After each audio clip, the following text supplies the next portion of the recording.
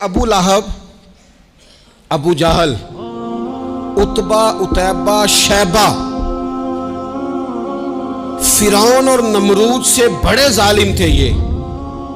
इनके होते हुए भी निजाम बदला जा सकता है, लेकिन शर्त यह है कि पहले अबू बकर और उमर जैसे लोग पैदा कर लिए जाएं, पहले उस्मान गनी और मौला अली जैसे लोग पैदा कर लिए जाएं, हजरत जुबैर बिन अवाम और हजरत तलहा बिन उबैदुल्लाह जैसे लोग आ जाएं सामने।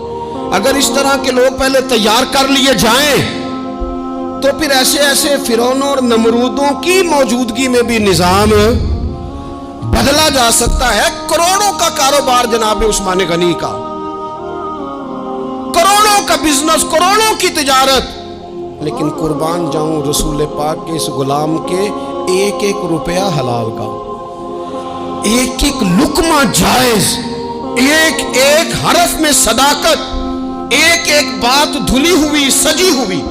लाखों और करोड़ों का कारोबार हजरत अब्दुर्रहमान इब्ने औफ का, करोड़ों का। उनके इंतकाल के बाद, विसाले ज़ाहिरी के बाद लाखों रुपया उनकी बीवियों में, बच्चों में तकसीम हुआ, लेकिन उस दौलत की सदाकत का, सफाई का ये आलम कि रसूल करीम ने हजरत अब्दुर्रहमान इब्ने औफ के पीछे नमाज अदा फरमाई है, हुजूर ने उनके पीछे नमाज पढ़ी है।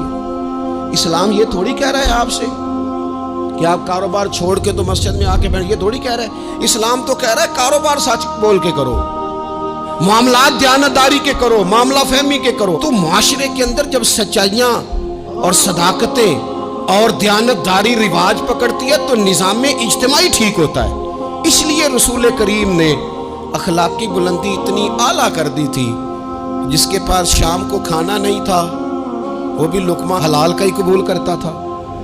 उम्मत में से औलिया सूफिया का ये हाल था कि शाम की रोटी नहीं पर लुकमा हलाल का ही खाना, और जिनके पास अरबों थे उनके भी एक एक लुकमे हलाल के थे।